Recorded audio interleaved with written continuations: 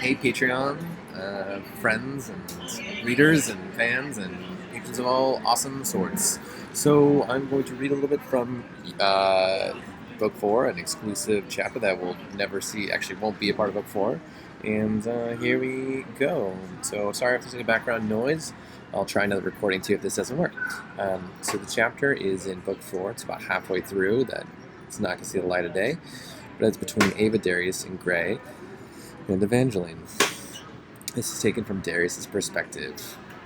They are in a courtyard and they are talking about a statue of Omni, who is obviously no longer around, the previous Ronin of Sun.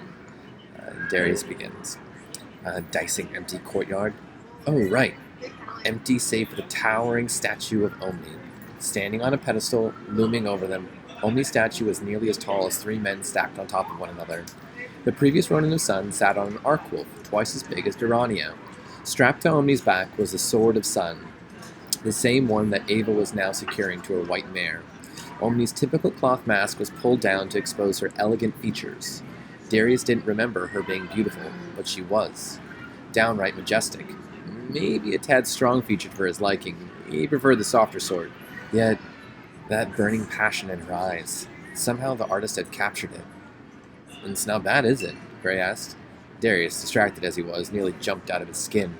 Gray appeared at his side, leading his dark stallion. Then Ava appeared, riding her brown mare. You two ready?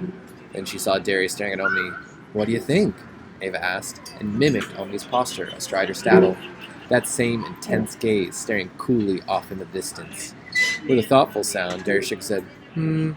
Sorry, don't see it. Ava shrugged. You're just jealous you don't have a statue. Oh, believe me, I am downright thankful.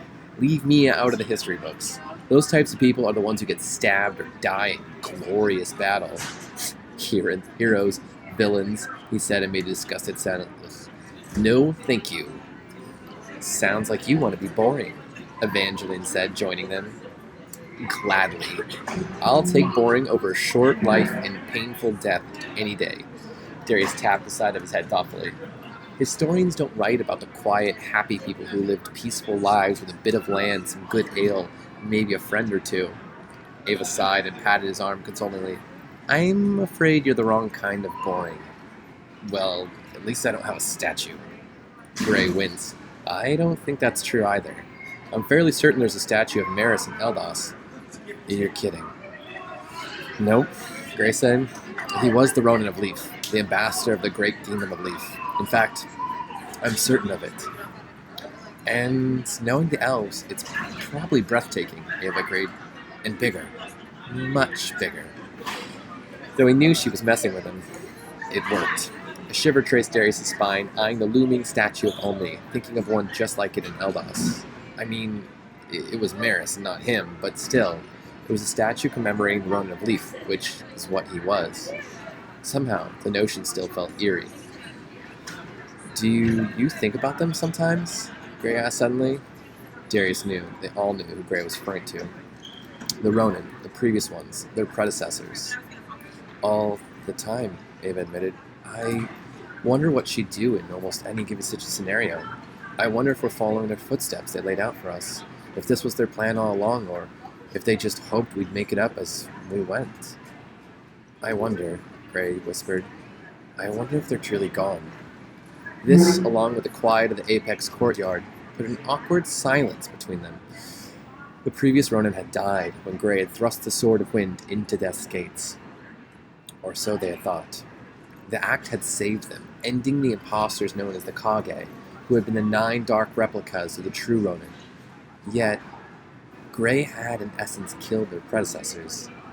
That wasn't a very cheery notion. And yet, had he killed them?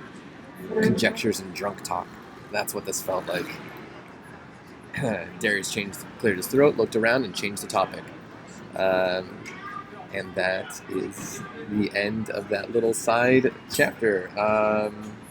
Cool, so sorry there's no epic sword fights or anything in that scene, and apologies if I was reading a lot, not like gauging, and I think the background noise, I think that's the big thing.